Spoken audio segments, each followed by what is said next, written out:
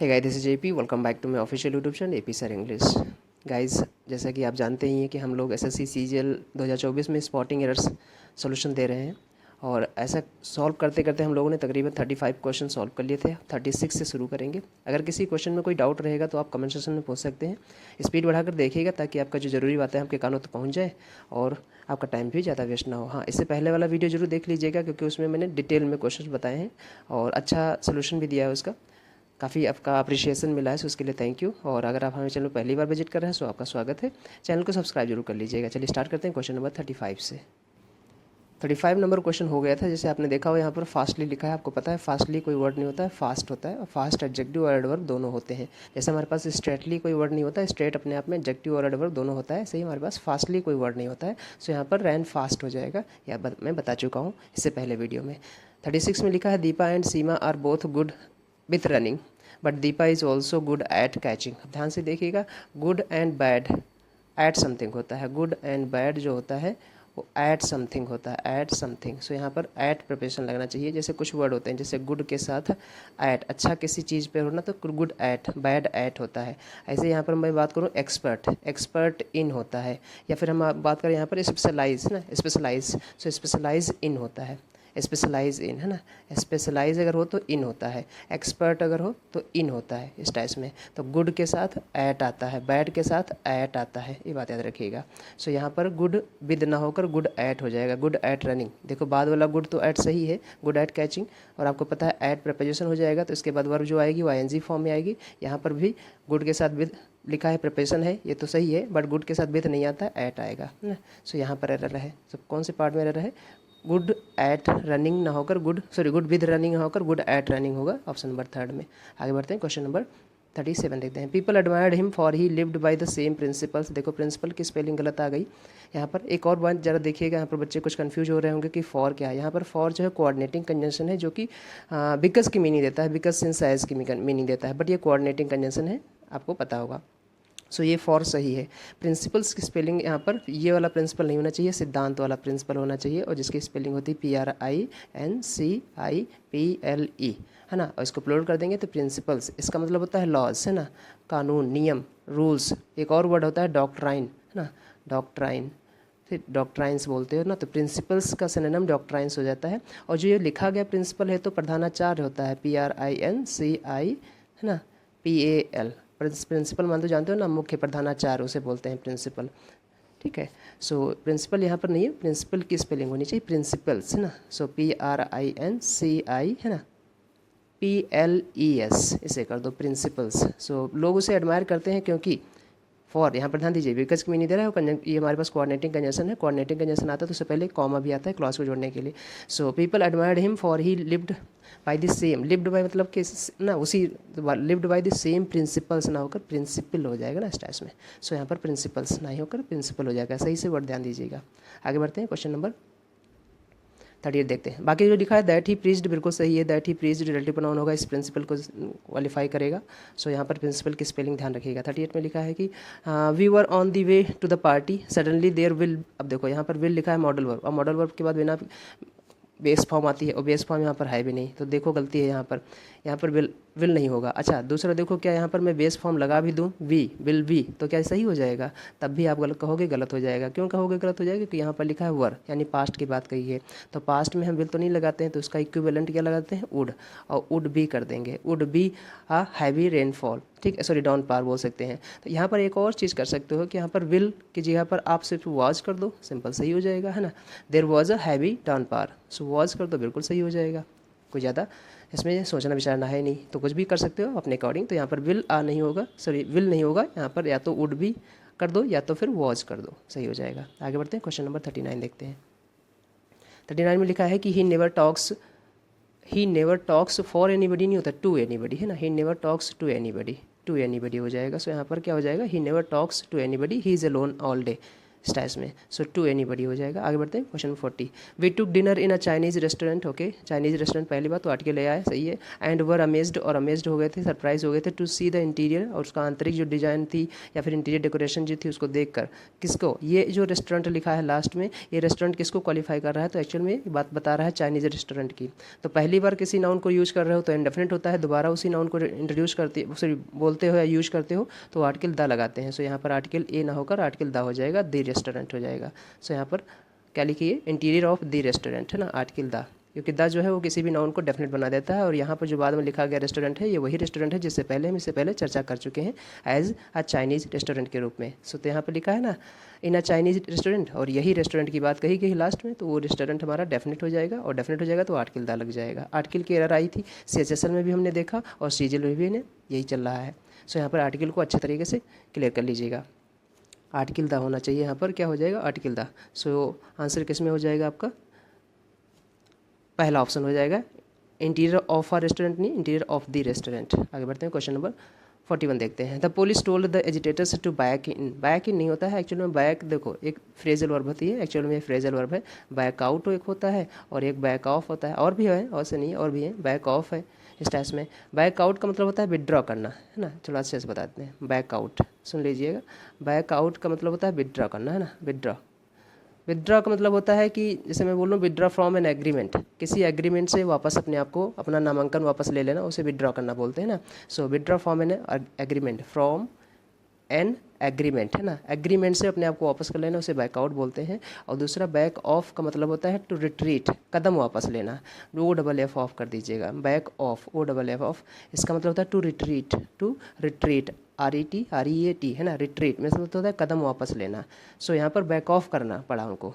So back of हो जाएगा answer. The police toll, police ने बोला था किससे, एजिटेटर से, टू बैक ऑफ, है ना, कदम वापस ले ले नहीं तो लाठी चार्ज कर दी जाएगी। सो यहाँ पर बैक ऑफ होना चाहिए था, बैक इन, बैक ऑफ। आगे बढ़ते हैं क्वेश्चन नंबर 42 देखते हैं। क्वेश्चन नंबर 40 में लिखा है mister allies shop is further. अब देखो यहाँ पर बात आ गई फर्दर। फर्दर बोलते हैं, आपको पता है ना, पढ़ा चुका हूँ डिटरमिनर में, इसे बोलते हैं एडिशनल, है ना, फर्दर इन्वेस्टिगेशन, है ना, फर्दर नॉलेज, फर्दर व्यूज़, है ना, स्टैस में फर्दर आइडियाज, इसे हम कुछ स्टैस में, उसे हम बोलते हैं एडिशनल के केस में, है ना। और एक वर्ड होता है फार्दर। फार्दर जो है डिस्टेंस के लिए लगाते हैं, तो यहाँ पर डिस्टेंस वाला लगना चाहिए था ना, क्योंकि बात की गई डिस्टेंस की। सो यहाँ पर फर्दर ना होकर फार्दर हो जाएगा, farther than the hospital. So farther करिएगा। आगे बढ़ते हैं question number 43। It rain, it जो है आपको पता ना सिंगुलर सब माना जाता है, और इसके बाद जो वर्ब आती है वो हमेशा सिंगुलर वर्ब आती है। सिंगुलर वर्ब SES के साथ आती है प्रेजेंट इंडेफिनिट टेंस में, या तो पास करो, यहाँ पर प्रेजेंट की बात कही गई है तो इट रेन्स कर दो, है ना, क्या कर दो, it rains, it rains, simple सा कॉन्सेप्ट है, इट रेन्स, है ना। आगे बढ़ते हैं क्वेश्चन 44। सी सिंग्स गुड। अब आपको पता है सिंग्स एक्शन वर्ब है, एक्शन वर्ब को क्वालिफाई करेगी एडवर्ब। सो गुड का, गुड जो है वो एडजेक्टिव होता है, और गुड एडजेक्टिव है तो इसको हमें चाहिए एडवर्ब, क्योंकि सिंग वर्ब को क्वालिफाई करेगा। सो यहाँ पर क्या कर दो, वेल। सो ऑप्शन कौन सा चूज करेंगे, 4th नंबर, वेल। आगे बढ़ते हैं question number 45। In some countries you are not able to drink until you are 21st। Until का मतलब होता है till you are not 21st। So यहाँ पर समझिएगा, लेकिन यहाँ पर बात कही गई है नॉट एबल टू। एबल तो है, एबल तो एबलिटी, एबल से तो हमें एबिलिटी पता चलती है, एबिलिटी तो कोई भी कर सकता है ना। एबिलिटी का मतलब होता है 5 साल का बच्चा भी पी सकता है कुछ बेवरेज। तो पीने की बात करें तो वो तो हो जाएगा, लेकिन यहाँ पर अलाउ के सेंस में लगाते हैं। तो अलाउ या तो लगा दो, क्या लगा दो, इन सम कंट्रीज़, कुछ देशों में यू आर नॉट अलाउड, है ना, यू आर नॉट अलाउड। और या तो अगर आप मॉडल वर्ब के थ्रू प्रोहिबिशन दिखाना चाह रहे हो तो कैन नॉट लगा दो, कैन नॉट, है ना, या फिर इसे आप शॉर्ट में बोल सकते हो कैंट। तो दोनों चीज़ यूज़ कर सकते हैं आप, या तो बोलो you are not allowed to, allowed to, आपको अलाउ नहीं किया जाता है drink until you are 21st, और या तो आप लिख सकते हो you can not drink until you are 21st। ठीक है, तो यहाँ पर या तो अलाउड कर दो या तो कैन नॉट कर दो, कैन नॉट, है ना, कैन नॉट, या फिर कैन जिसे बोलते हो सिंगुलर में। कैन नॉट जब भी लिखिएगा, अगर कैन नॉट दोनों मिला के लिख रहे हो तो दोनों को वर्ड को मिला के लिखिएगा, अलग अलग नहीं। सो या तो कैंट कर दो या तो यहाँ पर नॉट अलाउड कर दो, एबल टू नहीं होगा यहाँ पर, ठीक है, नॉट अलाउड टू ड्रिंक हो जाएगा। एबल हटा दो, एबल से एबिलिटी पता चलती है, एबिलिटी की यहाँ पर बात नहीं हो रही है, यहाँ पर अलाउ के सेंस में बात की जा रही है। तो अलाउड कर दो या तो यहाँ पर कैन आउट कर दो, ठीक है। अब जब कैन आउट करेंगे तो फिर ध्यान रखना यू आर फिर गलत हो जाएगा, वहाँ पर यू आर नॉट एबल की जगह पर यू कैन आउट कर देंगे, इस टाइप में ध्यान दीजिएगा, है ना। और मेरे हिसाब से तो यहाँ पर अलाउड ज़्यादा अच्छा है, अलाउड, है ना। In some countries you are not allowed, you are not allowed to drink until you are 21st। आगे बढ़ते हैं, क्वेश्चन नंबर 46 देखते हैं। बड़ा सिंपल से एरर है। 46 में लिखा है कि two of the world's best forwards. अब आपको पता है ना, फॉरवर्ड्स जैसे आपने देखा होगा फुटबॉल में बैक ना सेंटर फॉरवर्ड्स होते हैं, तो वो कह रहा है कि जो दो बेस्ट वर्ल्ड के दो बेस्ट फॉरवर्ड्स हैं, हैज़ प्लेड अलॉन्ग साइड नहीं, हैव प्लेड। आपको पता है ना, सब्जेक्ट वर्ब एग्रीमेंट है यहाँ पर, तो जो हैज़ वर्ब है ये एक्चुअल में two of the world's best forwards की बात कर रहा है, तो यहाँ पर हैज़ ना होकर हैव हो जाएगा। Have played along side David बैकहैम के अलॉन्ग साइड साथ साथ, सो यहाँ पर हैव हो जाएगा as per subject verb agreement. आगे बढ़ते हैं, क्वेश्चन नंबर 47 देखते हैं। 47 लिखा है कि आर सेल्फ्स शुड। अब ध्यान से देखेंगे तो आर सेल्फ्स से लिख सकते हैं क्या, आर सेल्फ्स यहाँ पर। अब देखो ये चीज़ जो मैं लिखूँ, जो रिफ्लेक्सिव प्रोनाउन होते हैं, एम्फैटिक और रिफ्लेक्सिव, इन दोनों का स्ट्रक्चर सेम होता है। रिफ्लेक्सिव और एम्फैटिक दोनों का स्ट्रक्चर सेम होता है, लेकिन एम्फैटिक जो प्रोनाउन होते हैं वो नाउन प्रोनाउन को जिस वर्ड के लिए लगे होंगे उसको क्वालिफाई करते हैं, उसको एम्फेसाइज करने के लिए यूज करते हैं, और रिफ्लेक्सिव ऑब्जेक्ट की जगह रोल प्ले करते हैं। सो यहाँ पर ध्यान दीजिएगा। अब आवरसेल्व्स तो सब्जेक्ट बन नहीं सकता है, क्योंकि रिफ्लेक्सिव ना ही एम्फैटिक सब्जेक्ट बन सकता है और ना ही रिफ्लेक्सिव सब्जेक्ट बन सकता है। वो स्पोकन में लोग बोल देते हैं माई सेल्फ इज़ रोहन, ऐसा नहीं है, ठीक है। जैसे मैं बोलूँ अब माई सेल्फ इज़ एपी, तो ये गलत हो जाएगा, क्योंकि यहाँ पर रिफ्लेक्सिव वो जो एम्फैटिक और रिफ्लेक्सिव प्रोनाउन हम यूज़ कर रहे हैं सब्जेक्ट के रूप में, उसे हम यूज़ नहीं कर सकते हैं। या तो वो बनता है एम्फैटिक प्रोनाउन या तो बनता है रिफ्लेक्सिव प्रोनाउन, और जब रिफ्लेक्सिव प्रोनाउन बनेगा तो वो ऑब्जेक्ट का रोल प्ले करेगा, यानी ऑब्जेक्ट की जगह पर लिखा जाएगा इस केस में। सो यहाँ पर तो आरसेल्व्स नहीं होगा, क्या हो जाएगा, अब आरसेल्व्स का जो प्रोनाउन होता है वो बी हो जाएगा।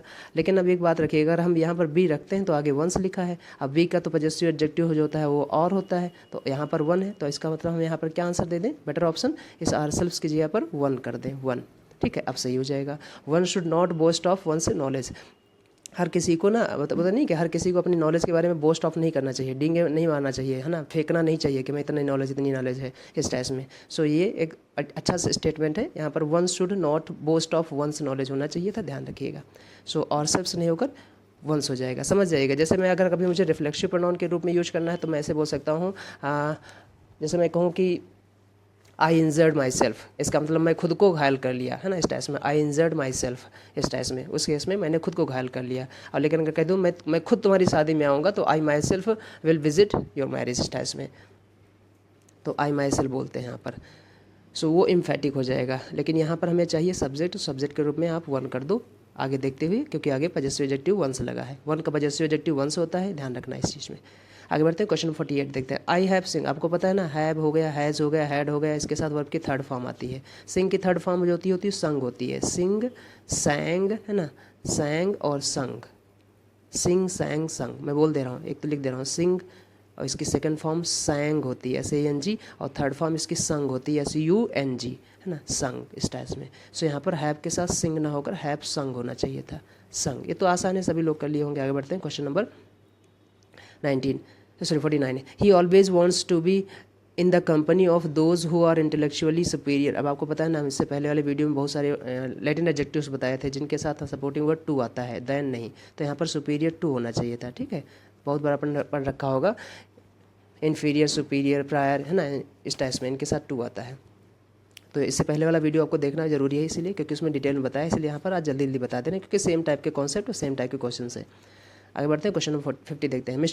Mister Suman asked me to pack my luggages. अब देखो, हम नाउन में पढ़ाए थे इससे पहले वाले वीडियो में, बहुत ज़्यादा वर्ड्स बताए थे डिटेल में, तो वो जरूर मैं बार बार कह रहा हूँ, देख लीजिएगा। जहाँ पर जैसे लगेजेस कोई वर्ड नहीं होता है, लगेज होता है ना। जैसे इन्फॉर्मेशन कोई वर्ड नहीं होती, इन्फॉर्मेशन होता है। बैगेजेस कोई वर्ड नहीं होता, बैगेज होता है। फर्नीचर्स कोई वर्ड नहीं होता, फर्नीचर होता है। ज्वेलरीज कोई वर्ड नहीं होता, ज्वेलरी होता है। सीनरीज कोई वर्ड नहीं होता, सीनरी होता है। पोएट्रीज कोई वर्ड नहीं होता, पोएट्री होता है ना। ऐसे बहुत सारे वर्ड्स वहाँ पर बताए हैं। सो यहाँ पर लगेजेज ना होकर लगेज हो जाएगा, सही कर लीजिए इसे। आगे बढ़ते हैं, क्वेश्चन नंबर 51 देखते हैं।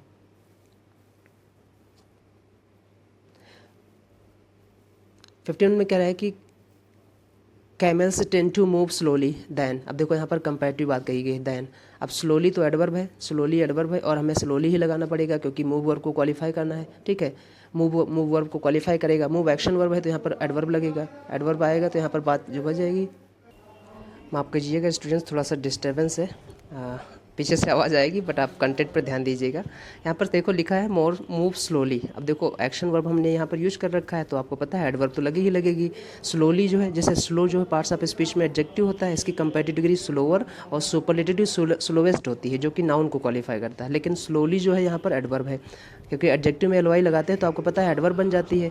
अब यहाँ पर देन दे रखा है, तो इसका मतलब हमें चाहिए कंपेरेटिव डिग्री, और स्लोली जो है वो 2 और मोर देन 2 सिलेबल वाला है। जो भी एडवर्ब या एडजेक्टिव 2 और मोर देन 2 सिलेबल वाले होते हैं, उनका जो कंपैरेटिव सुपरलेटिव बनता है, आपको पता है मोर या लेस और मोस्ट या लीस्ट से बनता है। तो यहाँ पर देन लगा, इसकी वजह मुझे चाहिए कंपैरेटिव। स्लोली का कंपैरेटिव डिग्री जो होती है वो मोर स्लोली होती है, ध्यान दीजिएगा, स्लोलियर ना कर देना, मोर स्लोली होती है, ठीक है, मोर स्लोली, क्योंकि यहाँ पर स्लोली जो है वो एडवर्ब है और 2 सिलेबल का है, ठीक है, तो ये ध्यान दीजिएगा। तो यहाँ पर क्या लिख दो, मोर स्लोली, मोर स्लोली। अब मोर स्लोली जो है वो कंपैरेटिव डिग्री हो जाएगा, देन से हमें पता चल रहा है कि यहाँ पर कंपैरिजन दिखाया गया है, सो यहाँ पर क्या हो जाएगा, मोर स्लोली। आगे बढ़ते हैं, क्वेश्चन नंबर 52 देखते हैं। Deepak is studying BTech at IIT Delhi to become the engineer. नहीं, क्या कोई डेफिनेट इंजीनियर बनेगा, नहीं, एक इंजीनियर बनेगा, वन ऑफ मेनी बनेगा, सो यहाँ पर बिकम एन इंजीनियर हो जाएगा, ठीक है, क्या हो जाएगा, बिकम एन इंजीनियर। आगे बढ़ते हैं, क्वेश्चन नंबर 53 देखते हैं। The Lions became violently. अब ध्यान दीजिए, जो यहाँ पर बिकेम वर्ड लगा रखा हूँ, ये बिकेम जो है वर्ब हमारी स्टेटिव वर्ब होती है। जितने भी स्टेटिव वर्ब होती हैं उनको क्वालिफाई करने के लिए आपको पता होगा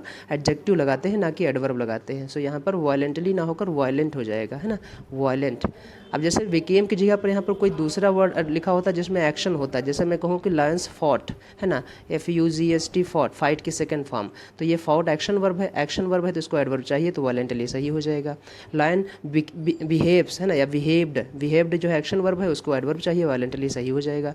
लेकिन यहाँ पर बिकेम है जो कि बिकम की है, बिकम की सेकंड फॉर्म है, बिकम, बिकेम, बिकम, सो स्टेटिव वर्ब होती है, और जितनी भी स्टेटिव वर्ब्स होती हैं उनको क्वालिफाई करने के लिए हम एडजेक्टिव का यूज करते हैं। जैसे कि मैं बोलूँ लुक, जैसे लुक हमारे पास यहाँ पर स्टेटिव वर्ब है। अब यू लुक हैंडसम, या फिर ना बोलते हैं शी लुक्स ब्यूटीफुल, ऐसे ही ध्यान से समझेंगे। तो यहाँ पर जो है ब्यूटीफुल लगा रहे हो, हैंडसम लगा रहे हो, इस स्टेटिव वर्ब को क्वालिफाई करने के लिए इस टाइप में।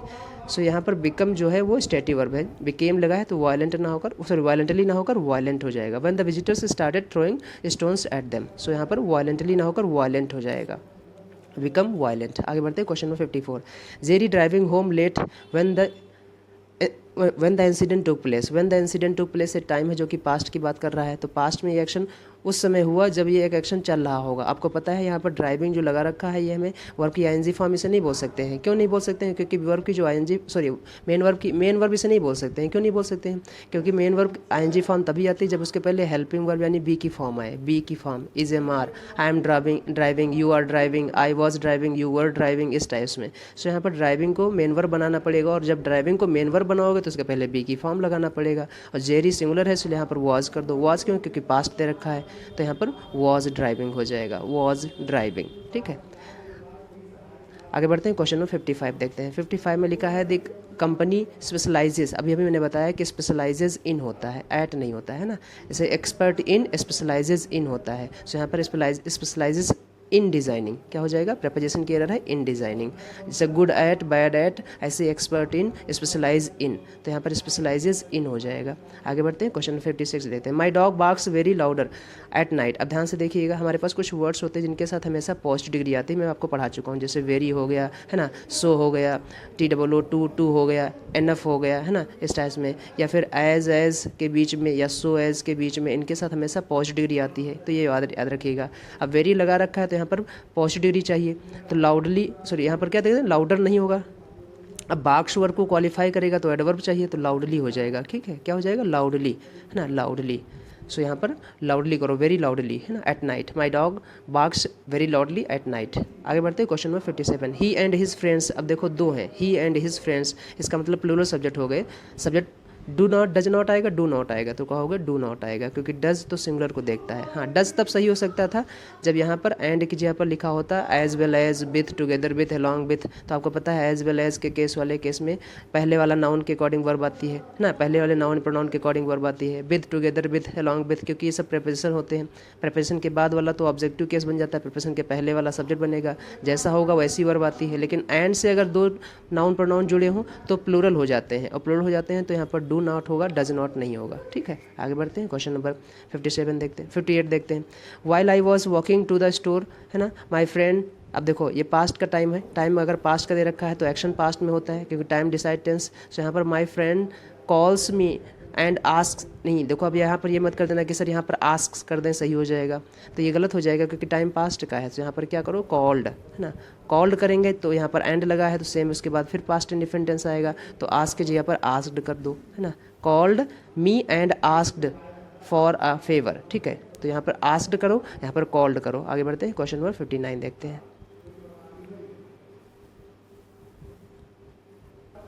59 में लिखा है please go and meet the chairperson, she will be away for the few next days. अब देखो यहाँ पर जो फ्रेज यूज़ की गई है फ्यू, फ्यू जो वर्ड यूज़ किया गया है एक्चुअल में डेज को क्वालिफाई करेगा। सो इसे कैसे करो, द नेक्स्ट फ्यू डेज, है ना, द नेक्स्ट फ्यू डेज। आपने दे रखा होगा ना, पढ़ रखा होगा ऑर्डिनल कॉर्डिनल वाला, ठीक है, उसी से। तो यहाँ पर ऑर्डिनल आएगा, नेक्स्ट फ्यू डेज, यहाँ पर लिखा फ्यू, फ्यू पहले तो नेक्स्ट करो, है ना, नेक्स्ट करो, नेक्स्ट, इसके बाद क्या लगेंगे, फ्यू और डेज इस टाइप में। जैसे बहुत सारे वर्ड सुन रखा होगा, जैसे यहाँ पर एक पॉइंट आता है दीज ऑल एप्पल्स, जैसे मैं कहूँ दीज ऑल एप्पल्स, है ना, ये तो गलत हो जाएगा, तो फिर ऑल को पहले लाना पड़ेगा, ऑल दीज एप्पल्स बोलते हो, ऑल दीज एप्पल्स ऐसे ही।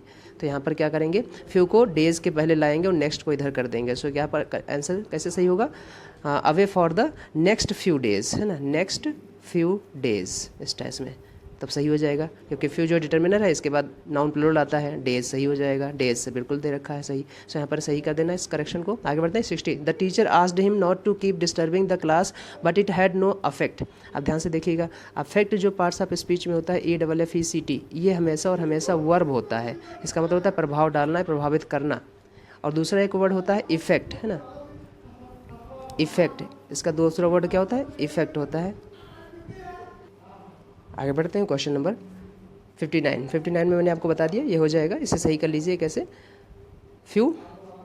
For the next few days, है ना, for the next few days, next few days, few days. आगे बढ़ते हैं, क्वेश्चन नंबर 60 देखते हैं। The teacher asked him not to keep disturbing the class but it had no affect. Affect नहीं होगा, आपको पता है यहाँ पर इफेक्ट होना चाहिए, इफेक्ट। इफेक्ट जो है वो पार्ट्स ऑफ स्पीच में नाउन भी होता है और वर्ब भी होता है। जब वर्ब होगा तो इसका मतलब होता है to bring change in something while amending, है ना, अमेंड करके या फिर आफ्टर अमेंडिंग इट। तो अमेंड करके किसी चीज़ में बदलाव लाना उसे हम इफेक्ट बोलते हैं, लेकिन इफेक्ट नाउन भी होता है, इसका मतलब प्रभाव। सो यहाँ पर इफेक्ट यूज करेंगे। अफेक्ट तो हमेशा वर्ब होती है, नो डिटर्मिनर है, आपको पता है, एडजेक्टिव है, एडजेक्टिव के बाद नाउन आना चाहिए, तो यहाँ पर इफेक्ट होना चाहिए, EFFECT। नो जो है डिटर्मिनर होता है, एडजेक्टिव होता है जिसे बोलते हो, और नॉट जो है वो एडवर्ब होती है, ध्यान दीजिएगा। नो जो है वो डिटर्मिनर बोल दो या फिर इसे एडजेक्टिव बोल दो, ठीक है। तो ये डिटर्मिनर है, डिटर्मिनर जो होते हैं नाउन को डिटरमाइन करते हैं। सो नो के बाद नाउन आता है तो अफेक्ट ना होकर इफेक्ट हो जाएगा। आगे बढ़ते हैं, क्वेश्चन नंबर 61 देखते हैं। My colleague always works latest than me. अब देखो यहाँ पर दो बातें की गई हैं, लेटेस्ट देन नहीं होना चाहिए, कंपेटिव दो लोगों के बीच में हो रहा है तो कंपेटिवली लगाएंगे तो लेटर हो जाएगा ना, लेटर इस टाइप में। अब यहाँ पर कुछ बच्चों को ये भी लग रहा होगा, जैसे ये लगना भी चाहिए कि यहाँ पर देन मी की जगह पर देन आई डू होना चाहिए था, subject to subject comparison, same comparison होना चाहिए। तो ये स्ट्रॉन्ग एरर SSC नहीं मानती है, इसलिए मुझे नहीं लगता है कि यहाँ पर कोई बात है क्लेम करने की कि क्लेम कर देंगे तो नंबर मिलेंगे, नंबर नहीं मिलेंगे बच्चों। यहाँ पर लेटेस्ट जो है स्ट्रॉन्ग एरर है, तो यहाँ पर लेटेस्ट नहीं होकर लेटर हो जाएगा, यही एक की स्ट्रॉन्ग एरर है। और अगर आपने यही किया है तो आपको जरूर नंबर मिलेंगे। अगर आपने यहाँ पर मी की जगह पर आई कर दिया और लेटेस्ट रखा है तो ये ब्लंडर है, क्योंकि आपको पता है ना, दो लोगों के बीच में, दो चीज़ों के बीच हम सुपर डिग्री नहीं लगा सकते हैं, कंपैरेटिव डिग्री लगाएंगे CD। सो यहाँ पर क्या हो जाएगा, देखो दैन दे रखा है, आपको पता है लेटेस्ट सुपर डिग्री उसके साथ दैन नहीं आता है। सो यहाँ पर लेटर करेंगे, ठीक है, लेटर इस टाइप में। सो इसे ध्यान रखिएगा, है ना। बहुत बार ऐसा आपको सीखने को मिलेगा कि SSC की कुछ बातें जो है आप एक्सपीरियंस से सीख पाओगे। तो ये आपको ना प्रैक्टिस करते रहिए, मॉक देते रहिए, प्रीवियस ईयर क्वेश्चन सॉल्व करते रहिए अच्छे से। और जितना अच्छे से पेपर सॉल्व करो या मॉक दो या फिर प्रीवियस ईयर सॉल्व करो, उतने ही अच्छे से आप उसका एनालिसिस किया करो। एनालिसिस में ये नहीं कि 5 मिनट में कर लिया, 10 मिनट में कर लिया, क्वेश्चन आंसर देख लिए काम हो गया, या जो गलत किए थे वो देख लिए बाकी काम हो गया। नहीं, जो सही है उनको भी देखो, जो गलत आपने किया उनको भी देखो, ठीक है। और सोचो कि इन पे कैसे हम कर सकते थे ताकि टाइम थोड़ा सा और बचा सकते थे हम, और नंबर ऑफ क्वेश्चन अटेम्प्ट कर सकते थे और एक्यूरेसी ला सकते थे। तो accuracy plus number of question पे अटेम्प्ट करो, है ना। अटेम्प्टिंग जो आपकी अगर ख़राब होगी तो भी तो आप गड़बड़ हो जाएगा, और नंबर ऑफ क्वेश्चंस भी अगर आपके गलत हो रहे हैं तब भी आपका गड़बड़ हो जाएगा। तो यहाँ पर नंबर ऑफ क्वेश्चंस भी दिमाग में रखो और अटेम्प्ट मतलब ना एक्यूरेसी भी दिमाग में रखो। एक्यूरेसी अगर आपकी नहीं होगी तभी तो दिक्कत है। अब बहुत सारे क्वेश्चन आप सारे करके आए हो लेकिन एक्यूरेसी नहीं सही है तो फिर क्या फ़ायदा रहेगा, है ना। सो इस बात का ध्यान रखिएगा। और ये बात कब इंप्रूव होगी, जब आप बहुत ज़्यादा मॉक दोगे, बहुत ज़्यादा प्रीवियस से सॉल्व करोगे, अपने आप को ना, अपने माइंड को एग्जीक्यूट करोगे। जितना ज़्यादा सोचोगे, समझोगे, है ना, कॉन्सेप्ट को समझोगे, उतना ही ज़्यादा आपके लिए फ़ायदा होगा। क्वेश्चन नंबर 62 देखते हैं। माई सिस्टर एंड आई, मेरे सिस्टर और आई वर्क वेरी हार्ड, ठीक है, वर्क हार्ड, सॉरी। नेवरदलेस, अब देखो नेवरदलेस जो होती है हमारी पास कंजक्टिव एडवर्ब होती है, कंजक्टिव एडवर्ब, है ना, जिसे बहुत बार आपने सुन रखा होगा, बेसिकली एडवर्ब के रूप में काम करता है। अच्छा, ये कंजंक्शन भी बनता है लेकिन ये अपोजिट रिजल्ट को रिप्रेजेंट करता है।